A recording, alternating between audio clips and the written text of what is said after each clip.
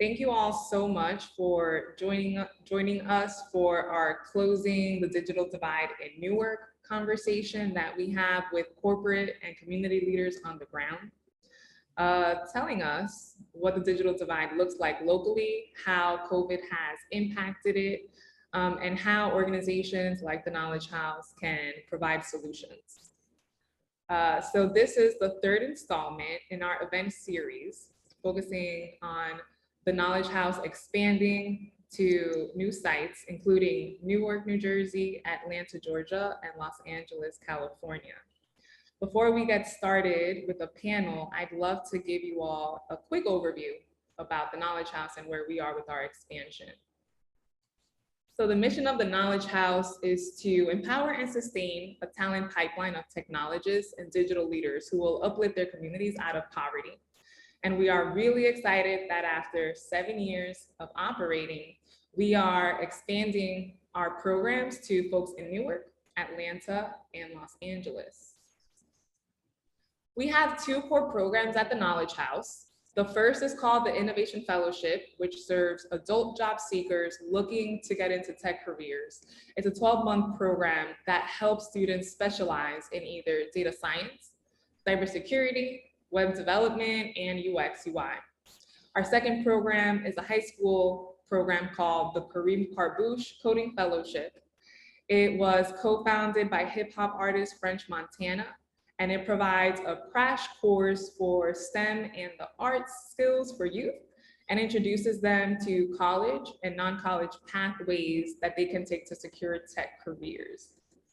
So we are very, very excited to bring these 2 programs to our new sites.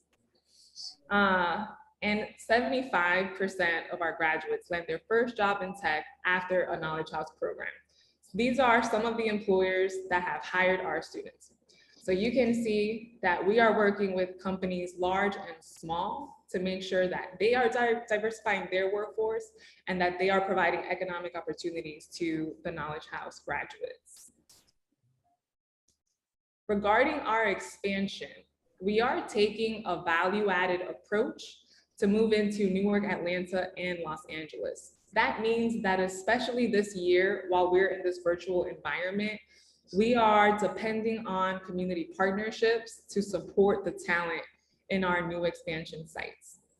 In Newark specifically, we have engaged with organizations like She Wins, Dress for Success New Jersey, and the Brick Education Network to explore potential partnerships that can bring resources to our students, connect them to companies on the ground, and share resources like classroom space, wraparound services, and other supports. So we are very, very excited about our potential partnerships in Newark, and especially excited to hear from the folks on the webinar today. And to support this expansion, the Knowledge House has a 4-pronged strategy. So 1, we would love to partner with local programs that already offer some type of job training so that we can upskill those participants. Secondly, bring our programs to local high schools that do have a focus on STEM. And third, partner with corporations to establish the Knowledge House as a talent pipeline. And then finally, leverage local government programs, funding, and resources to sustain the work. So with that, I would love to introduce our panelists. So first, we have Jerelyn Rodriguez, who is the founder and CEO of She Wins and also a member of the Newark Board of Education. Next, we have Jerelyn Rodriguez. She is the Recruitment and Community Engagement Coordinator at the Knowledge House. Next, we have Dominic Lee. He's the founder and CEO of the Brick Education Network, or BEN for short. And finally, Calvin Ledford is the president of PSEG Foundation. So thank you all so much for joining us this evening. And so for our first question, I would love for you each to introduce yourself. Tell us about your role at your organization and let us know what role your organization plays in closing the digital divide. And we'll start with you, Adorian. Sure. Thanks, Jerelyn. And thank you for your leadership and the work of the Knowledge House, just for having this incredible organization being brought to our great city. And it's just such a privilege to be in the virtual room and on this virtual panel with folks from my city who I deeply respect and admire, and whose works is trailblazing. So it's a pleasure to be here. So this answer is really interesting because I was thinking about it from kind of two lenses. I wear two hats, or rather three really, here in the city of Newark. One is just a daughter of the city. I was born and raised here, educated here and beyond. And so I've always just been thinking about how do I make sure our young people are winning in our city. But then I also run my organization, She Wins, which works with middle and high school girls.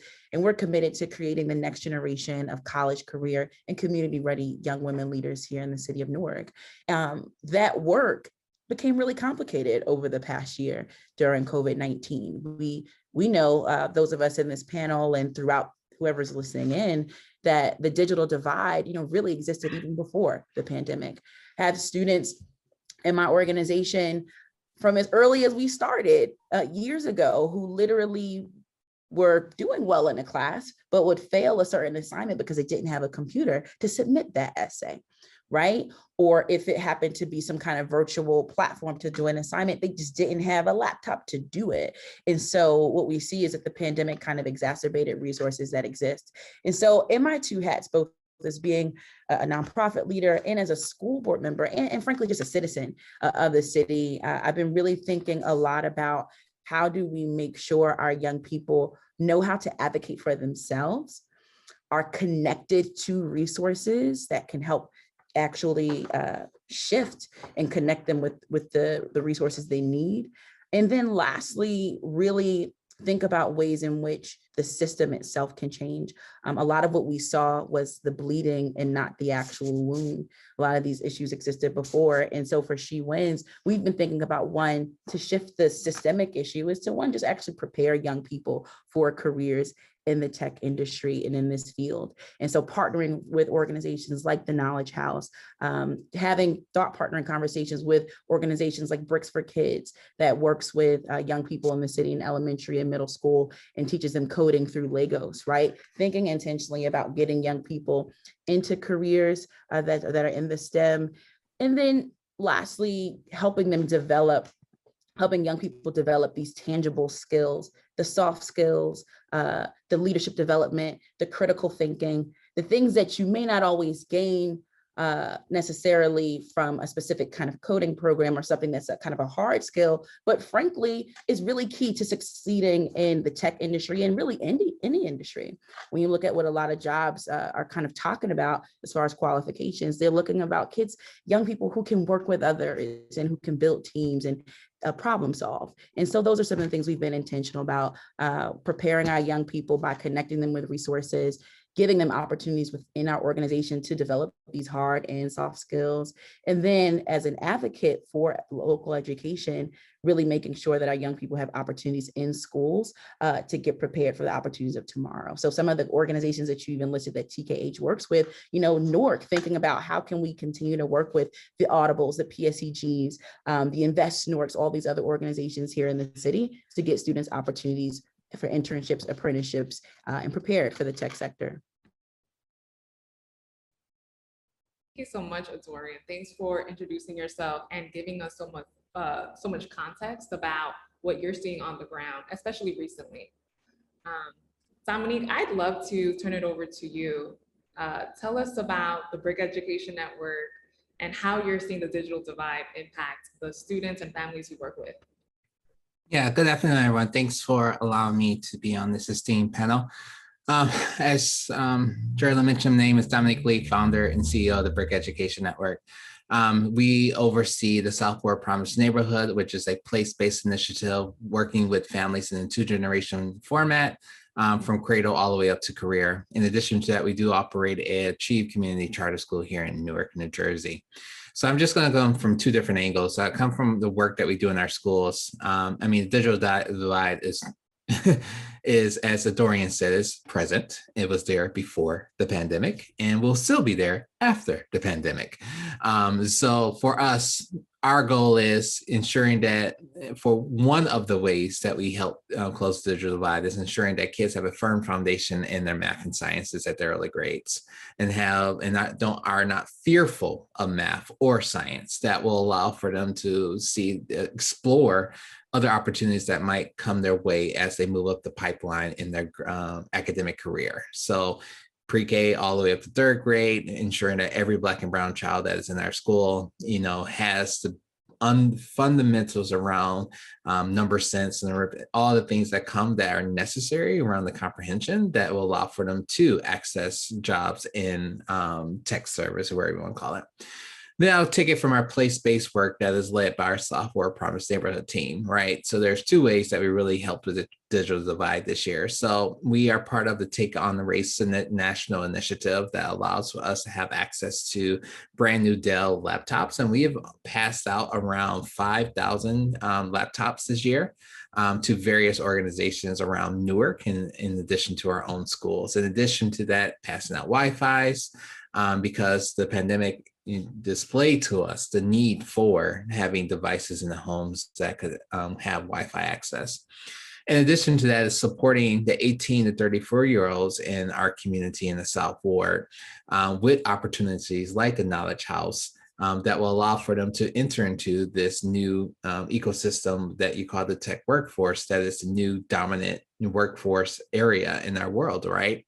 So how can we bring in partners like the Knowledge House? How can we, to the community, recruit our community members to go into these programs, to be able to get jobs that hopefully will give them into a sustainable career? And so those are kind of the three ways that we have been focusing, I guess, closing the digital divide. But there's so much more that we as an organization and as a collective, as a city, as a nation can do to ensure that Black and brown children are not left behind as this new economy is really transforming the way that we do our work. Absolutely. And we'll get into some of those things. All right, Calvin, happy to have you introduce yourself and your work. Well, good evening, everybody. And again, Jerelyn, thank you and all of the folks at the Knowledge House for having me. And good evening to all my esteemed panelists. Happy to be engaged in this discussion with you. I'm Calvin Ledford, president of the PSCG Foundation, as well as the director of corporate social responsibility.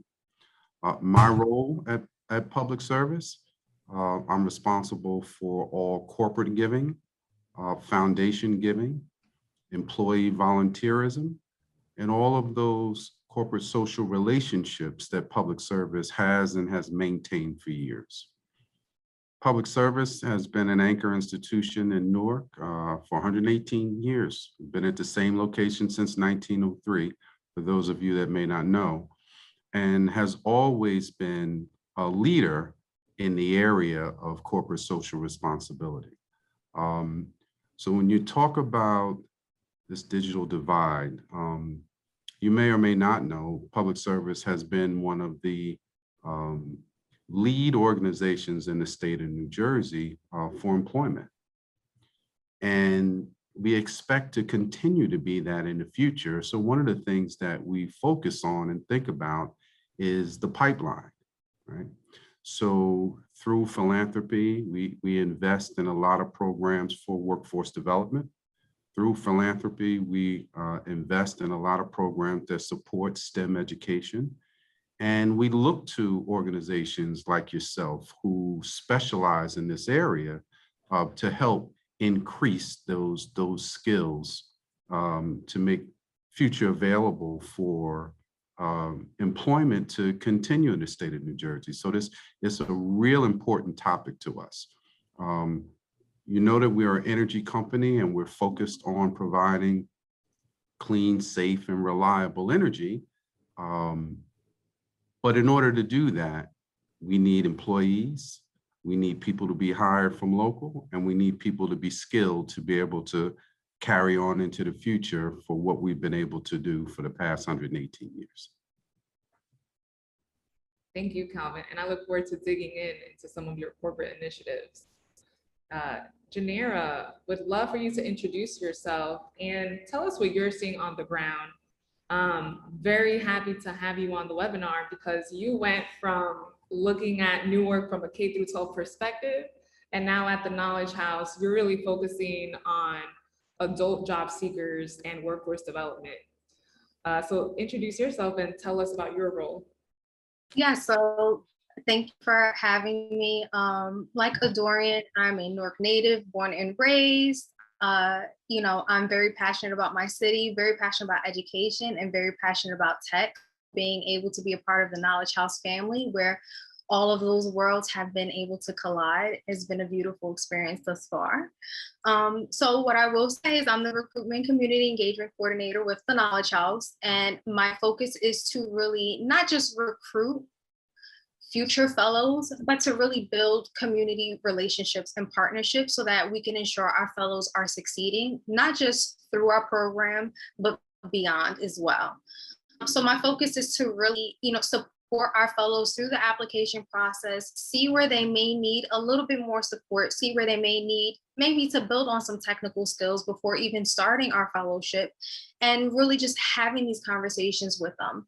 And just going from working with pre-K students, middle school students, all the way up to the parents and the adults as well, and now working with the Knowledge House, I noticed that it isn't just the tech skills to get jobs in the tech sector, it is basic tech understanding. It is a lot of our families do not understand how to use computers, how to kind of really navigate. And that's something that I've noticed, especially with COVID, working with the Board of Education previously, our families had to do our whole recruitment process online.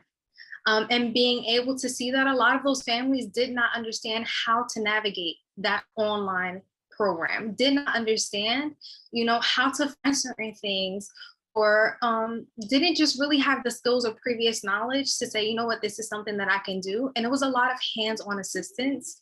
So the focus of the Knowledge House is not really just to educate and give our students these skills, but to really support their learning. And create a well-rounded professional, not someone that's just able to say, hey, I know how to do this. They're confident in their tech skills, and they're able to say, I belong here. I belong. This is my place in tech, and this is who I am. And we're really trying to bridge the gap, especially for Black and Brown individuals, for women.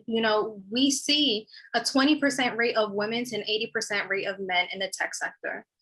Only 35% of individuals in the tech sector identify as people of color. So our focus is to really show people that look like us, that come from areas like us, that we belong.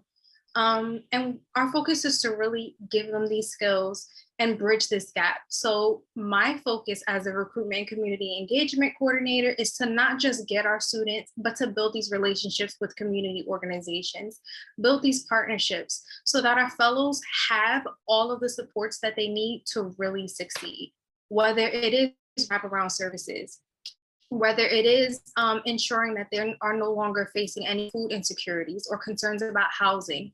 So that's really our focus as the Knowledge House, to make sure our fellows are not just being educated, but supported by us.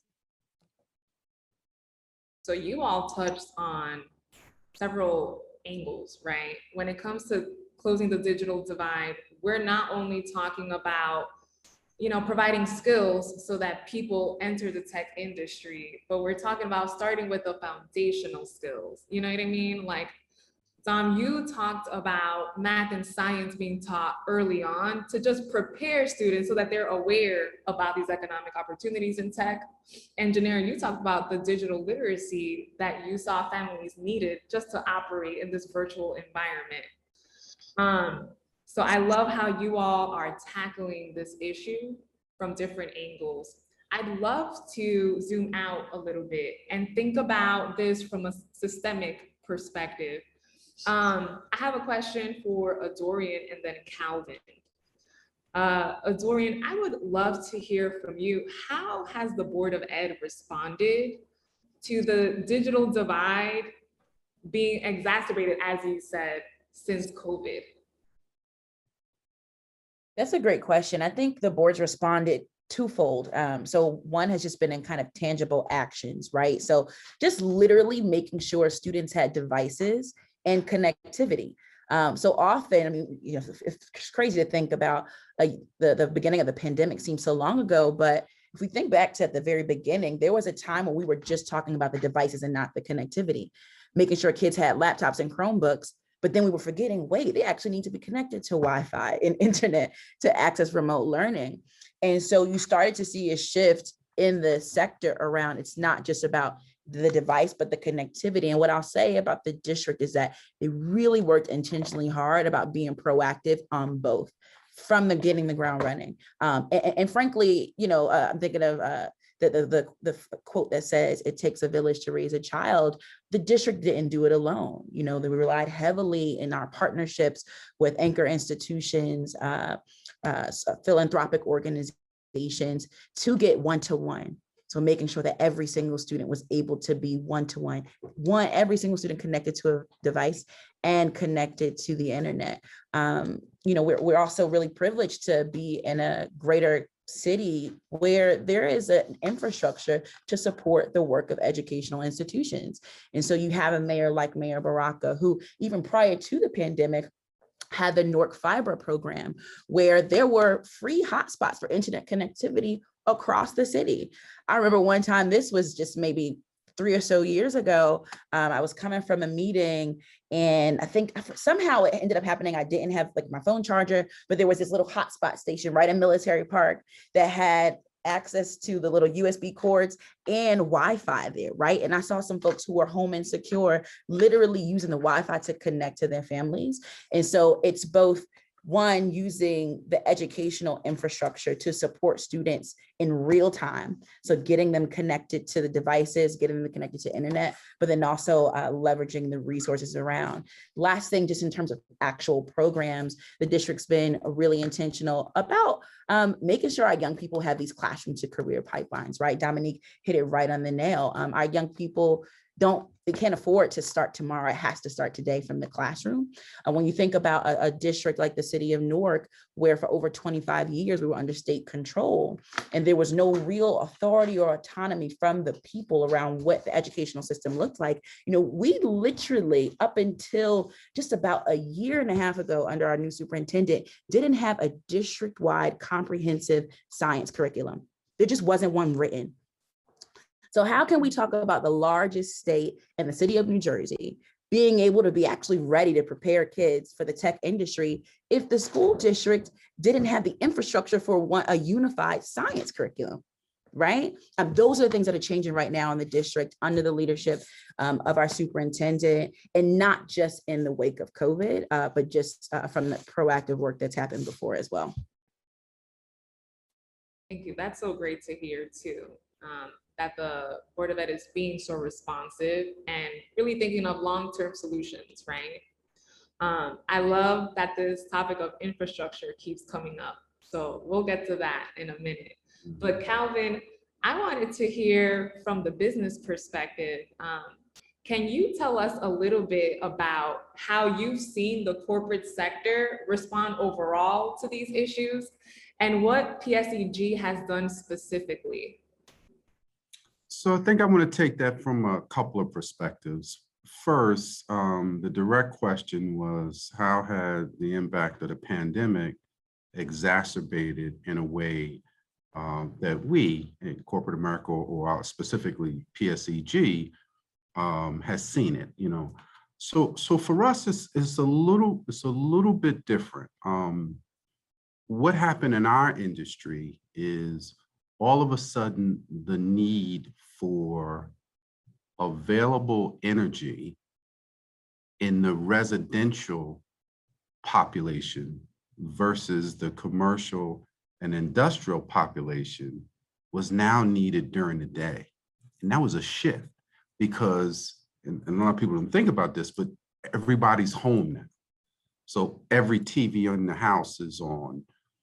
Every laptop is going because educational needs, right? So that was a change that we had to adjust to and be prepared for. It was always already an issue at any time for anybody if they were to lose power. But think about having lost power at some point over the course of 2020, based on all of what was going on. So that's where a lot of our focus on, right? So we're known for providing reliable service. However, in response to what we saw, and in response to the complexities and difficulties that everybody was having throughout the state, coming from the foundation, we did a $2.5 million COVID relief package in order to be able to support those nonprofits that were still out there doing good work in the community and trying to help, whether it be passing out, giving out laptops for those that didn't have it, food insecurities. So that's where we found a focused and purposeful way to be able to assist during that difficult period of time. In addition to that, in response to the murder of George Floyd, we did a $1 million Powering Equity and Social Justice initiative as well.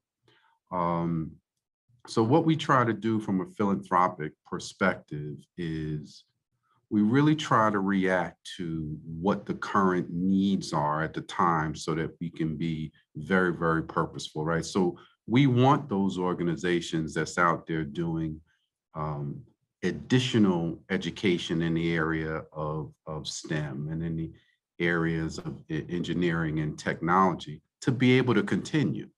And they can't do it without resources. And we know how over the course of 2020, for a lot of nonprofit organizations, resources basically dried up. It was just a difficult period.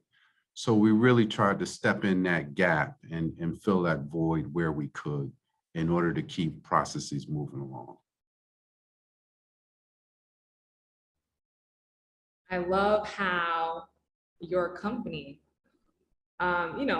obviously you are responding in systemic ways by supporting the nonprofits you serve and making sure that they have the resources they need to survive or thrive through the pandemic, but also that direct impact.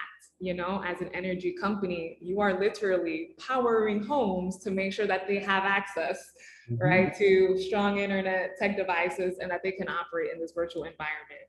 So that is, super meaningful to folks. And hopefully you've seen other corporations step up and do the same.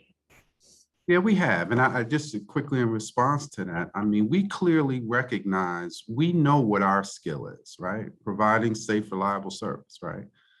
And we know we have to rely on other organizations, other corporations, and others in the nonprofit world to be able to share and provide their skills to the community. So we want to be partners with those organizations. The other quick thing that I want to share is, just like I've spoken about providing safe, reliable service, a lot of people don't realize there's a huge technology aspect to our corporation. How do we know when there's power outages and where are they? How do we know when it's time for the next generating station to start running in order to have enough capacity or load? How do we protect, our generating station?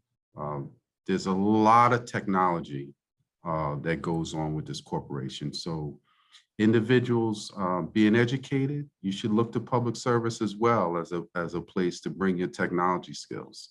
We're not just a pipes and wires company. Absolutely. Thank you for that, Calvin, because we try to teach that, especially to our youth at the Knowledge House. You can be a designer, an account manager, a tester, and an engineer at a tech company, right? And as I like to say, now more than ever, every company is a tech company or needs some type of, tech enablism. So absolutely, that all resonates with me. I would love to now dig a little bit into this topic of infrastructure. All of you have, touched on it. But Dominique, I would love to learn more about Brick Education Network and their Promised Neighborhood Initiative. I know that it really focuses on strengthening the cradle to career pathway for all youth and families in Newark. But tell us a little bit more about the initiative and what role does workforce development play? Yeah, so then the Southward Promise neighborhood is modeled after the Harlem Children's Zone in President Obama's initiative to kind of replicate that across the United States. So that was kind of the genesis of the place-based work. There's other organizations that also do this place-based work, but the whole notion is that you can support families using a two-generation model or program or your approach to supporting families. By supporting them all the way from cradle up to career. And when we say to the generation, this is where workforce development takes place, is that you're not only supporting children post-secondary in terms of their workforce development and their trajectory in their careers, but you're also supporting their family themselves because it's two generation. So how we are looking at it is that, we are not a workforce development agency, never want to be. That is not our skill set. Don't want to do it, not what we're equipped to do. But our job is to find quality partners and find the resources to allow for them to come and make their pitch to the community and recruit and be able to say, I have a model or a program or approach that will allow for you to access X job if you do this. So that's when we look at workforce development. If we take, there is about 26 of the population that we serve in the South Ward area, our place-based work, that has some college degree underneath their belt. That means that they have done at least one class. And that's a significant population, right? So just imagine if you're able to take that 26% of the 18 to 32 bracket that has at least one college class underneath their belt and put them on the path to finish. That drastically changes the number of individuals that have a college degree in our community. Similar to our work with Knowledge House, also bringing in partners that are offering alternative routes to workforce or career. So that's when we look at workforce development. It's not only supporting our students who exit out of their high school in the community, because we serve all kids in the South Ward, but also their family members, which allows for us to be that two-generation approach. Thank you so much for that overview. And it's such important work. Very proud that as a charter school network, y'all are, going above and beyond K-12. I do have a follow-up question for you, Dominic, and really anyone that would like to answer this. I see especially partnership coordination as a way to strengthen infrastructure, right? And we need stronger infrastructure to achieve systems change. Yes. For anyone, what does that look like in Newark? How can different stakeholders work together better, more coordinated, so that we can achieve these, cradle to career outcomes and reach everyone that needs access to economic opportunities, get them foundational skills, get them into a pipeline into great jobs? What does that look like? I think you have different pockets in different places, and I think you also have some citywide initiatives. If you take the Education Trust, they have this early childhood strategy. You take the Mayor's Council that he's doing. There's also opportunities that there's cross collaboration. For us in the South Ward, we have about 26 partners that we are all linked together, do a technology infrastructure, and also quarterly meetings that allows for us to share data, work together. That includes our local school district, that includes our charter partners, that includes the health system, that includes pretty much everyone that touches a child. We try to get into our collaborative action networks. And I do want to just say, Jerelyn, I think you hit it around the nail. The infrastructure for us to partner together is in my opinion, the best way that we can move the needle for the people that we serve. The notion of us trying to do it alone, trying to find all the funding ourselves, and just we're one-stop shop. I think those days are over. I think the days of braiding funding, I think the days of collaborating underneath a shared sense of values and data and a container of results is the best way for us to move forward. And if we continue to try to operate in these silos, I just don't think we will get to the point of cracking the nut of equity, right? So, that's what we try our our best to model our organization around connecting and partnering and finding people, then bring them underneath the umbrella. But I personally, I just firmly believe that's the only way we can do it. Absolutely. Dorian and Janera, yeah. Yeah, Dominique hit so much of it right on the nail, both cross collaboration in terms of seeking funding opportunities, but then also for thought partnering and programming. You know, it's been really interesting over the virtual context. I have been working and in conversation with dozens of organizations in Newark and New Jersey, across the country, because now we have this virtual platform, not really enough time, but like the virtual platform, right? To like really to do the work. And it makes me think, you know, well, we thought that we didn't have the time before. We've always had the time, right? It's just about making it a priority. And I think the virtual context has kind of allowed us to shift and say, hey, if we make this work a priority, if we make having these intentional conversations a priority, then it can happen. You know, I spoke about the ways in which so many different institutions and organizations showed up for Newark Public Schools over the past year, but She Wins Alone, which is a small community-based organization, has been able to do tremendous work for our girls and our families because of our relationships and our partnerships, right? Literally 2 months before the pandemic, we got a Chromebook donation.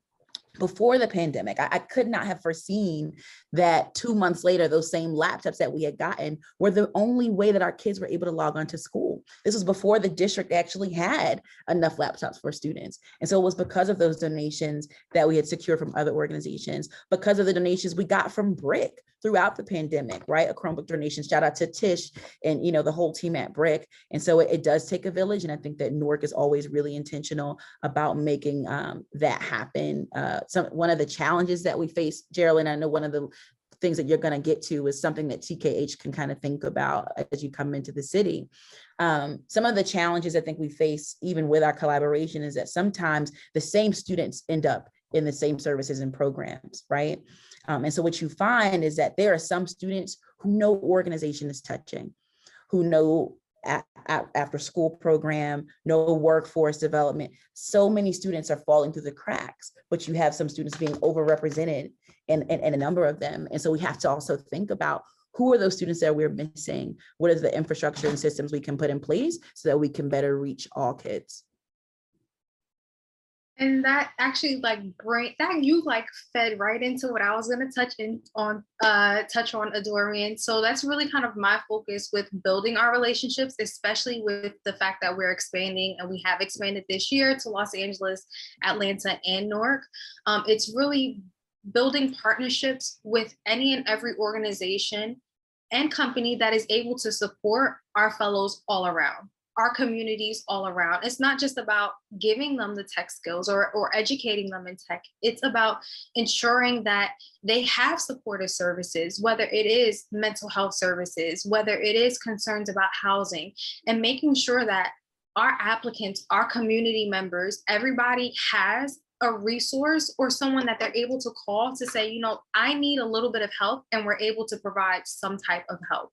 And that actually brings me to the point where, like, when I'm calling community organizations and trying to build these relationships, because of my experience being born and raised in Newark and working with the school district, Adorian, yes, I've seen some of the same students 5 and 6 times at various organizations. And it's like, what about the students that may not know that this is available to them? What about the individuals that may not have access to a computer to see our flyers?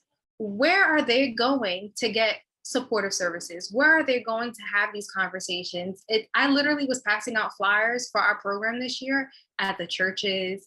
I put them up in the bodegas. Like, I went to Covenant House and got to speak to some of the kids. So for me, it's about really trying to fill those gaps, because there are gaps. You know, we can really try to communicate as much as possible with our partnerships, but I'm a firm believer, and sometimes you just got to hit the ground running and having these conversations in person with people that are walking up and down our very same streets. And that's really been my focus, joining the Knowledge House and trying to build these community relationships and getting people to join our program, is having these conversations with individuals that just may not know that these programs are accessible to them. Mhm. Just a quick comment, if I may. I think I want to go back to where Dominique started.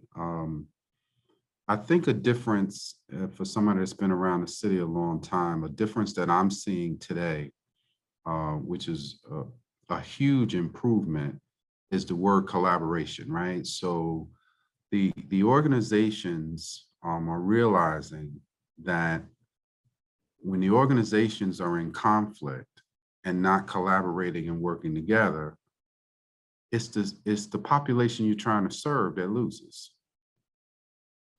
So the work that I'm seeing now amongst the nonprofit community, organizations like Newark Venture Partners that has all of these organizations bringing a lot of tech information, right? When you speak about infrastructure, there's people infrastructure, there's literal infrastructure, the way we see it, accessibility to energy and the needs, but it's working together.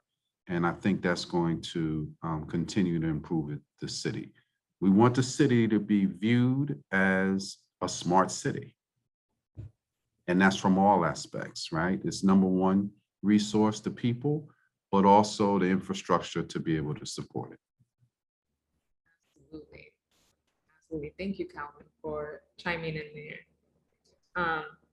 I want to transition into closing the gender gaps, right? Because that's a part of the digital divide that we haven't talked about just yet. And as you mentioned, Janera, we know that the tech industry really lacks diversity when it comes to race, ethnicity, but also genders. So I have a question for Adorian and Janera.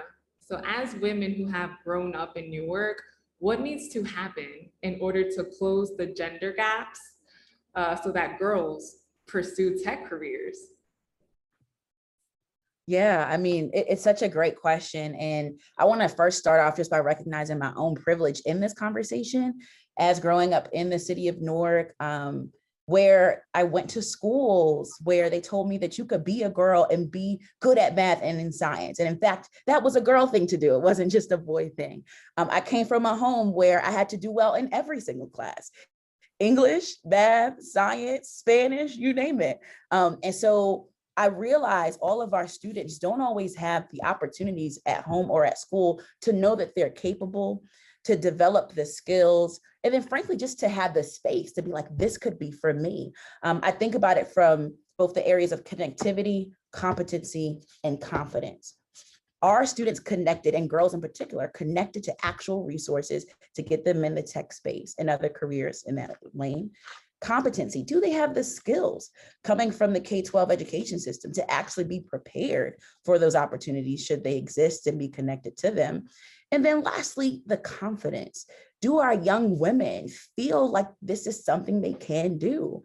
You look at the statistics of the confidence gap, right? Even before we talk about the gap in terms of women and BIPOC representation in the tech industry, when you look at the numbers on the confidence gap, girls between the ages of 8 and 14, their confidence drops 30% within a span of those 6 years, irregardless of their academic performance in school, irregardless of their extracurricular activities. You literally, there are variables, those variables don't change. Those girls still have gaps in confidence.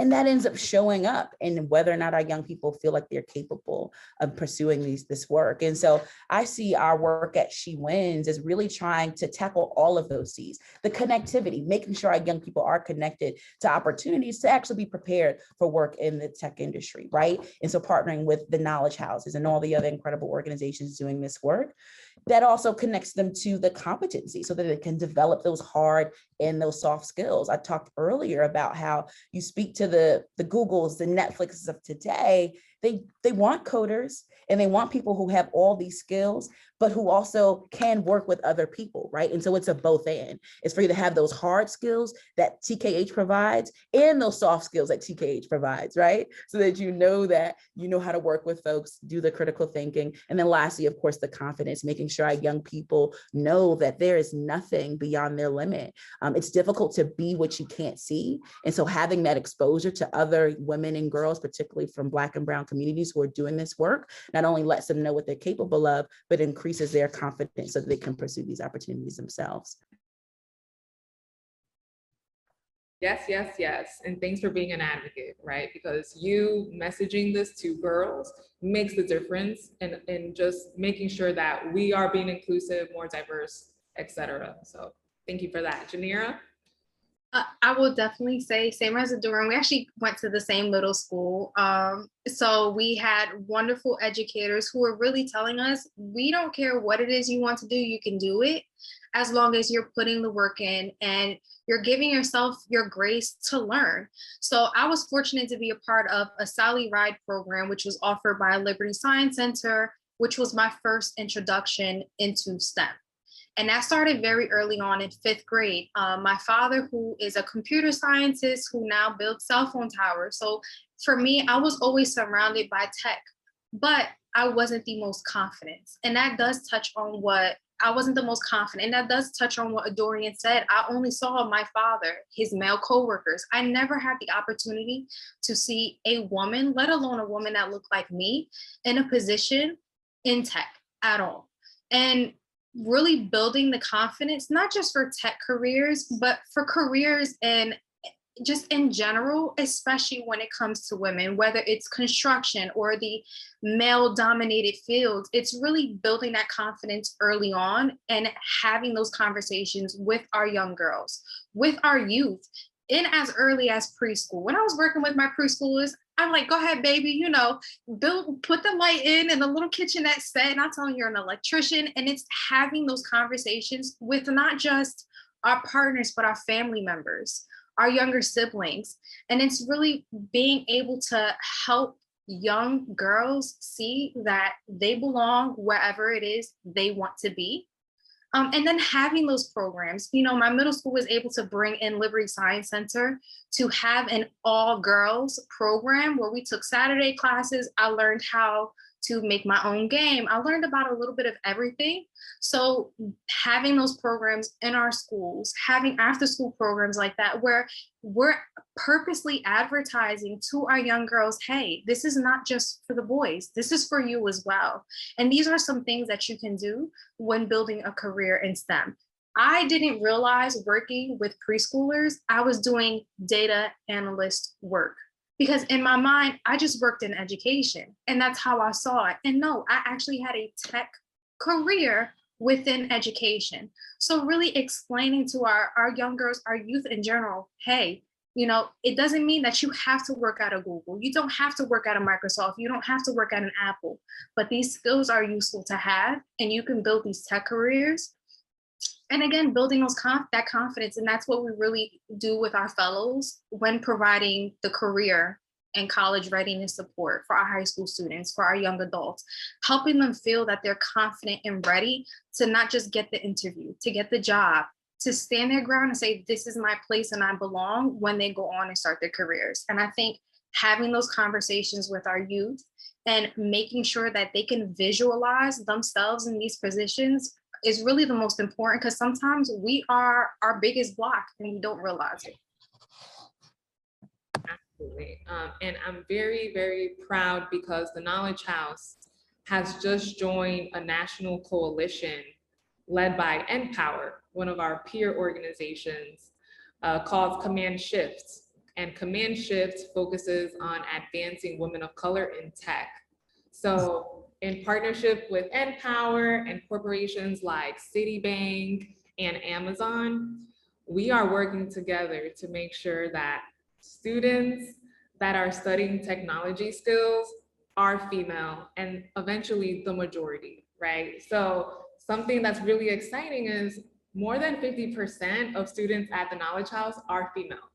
So we have already met this goal. And you know, when we started, it was not like this. It was 75% male, 25% female. So we have made so much progress. And so we're really excited to work with organizations like NPower as they also try to close that gender gap for their job training programs. So very excited about that initiative. And yeah, more to come. But I want to make sure that we have time for Q&A. And I actually have a question in the chat that was my last question for the panel.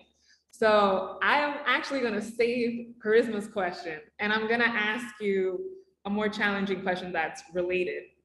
But we had a good question at the last event for the panelists asking, are there any initiatives, whether they're partnership initiatives, upskilling initiatives, that have been proposed and implemented in Newark and they have not been successful, and why?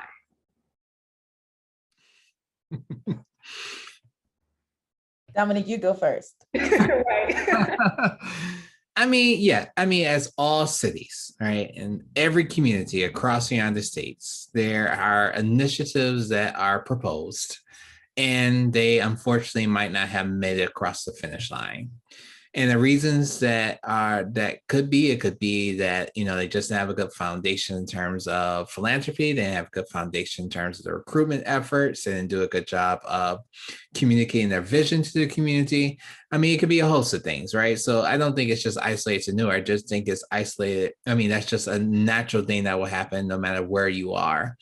I think some of the critical things kind of to Charisma's question in there is that what I have found, if you work hard, you demonstrate your results, you demonstrate that you're here to listen, you demonstrate that you're here to do your job, you demonstrate that you're not just here to just be, you know, just in the corner, you actually want to be an addition to the community. Newark residents and everyone that lives here, you know, I'm not originally from Newark, they welcome you. As all communities, and I would say all communities, there's always the ones, you know, that will be outside the arena, that will like to, you know, call and say things, but never will get in the arena. There are those, but that's in every community. But I have really, truly found, especially working in the South Ward, that when you walk a certain way, when you walk with humility, when you give, when you're here to listen, when you work hard, people are attracted to that. And as long as the Knowledge House does those things, walk humility, listen to you know, the people that they serve on the ground, make sure that they modify their program to meet the needs of Newark and not try to, you know, just pigeonhole their model here, things will work out. I'm just a firm believer in that.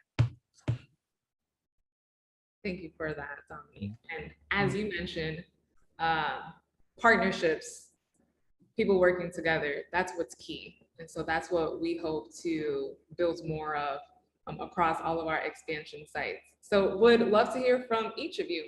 So Charisma's question is, the city of Newark has its own rich history and culture. What advice would the panelists give to the Knowledge House in entering and building a presence in a city as unique as Newark and the people in it? So I'll jump in, but I want to do a quick response to your prior question, and then I'll come to this one. Quick response to the prior question. I think my answer would be, I've seen a number of different types of workforce development programs not have long-standing effects.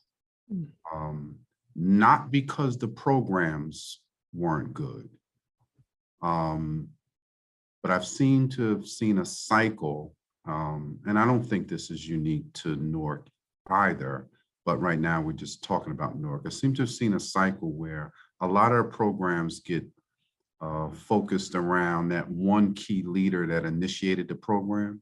And when that key leader moves on to another career or to another organization, the program just doesn't have the legs as it initially started. So I've seen that a number of times, just to respond to the prior question. Recommendation for the Knowledge House: be focused, be purposeful, and cast a wide net. You try to close those gaps that are out there of students, young adults, people trying to get their careers going that are falling through the gap. Cast a wide net. That will resonate a lot with my staff. You know, they are working so hard to make sure that our program is as inclusive as possible, especially in this virtual environment where the digital divide has just been called out. We see disparities with tech access, connectivity, et cetera. And making sure that we're being inclusive of students with special needs has also come up. So important, so important. Physically challenged as well. Yes. Large population here. Yes, absolutely. Thank you, Calvin.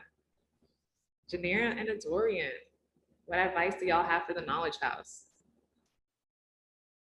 My advice, just as a woman who's native to the city as well, is similar to what Calvin said. Just reach and try to reach any and everyone possible.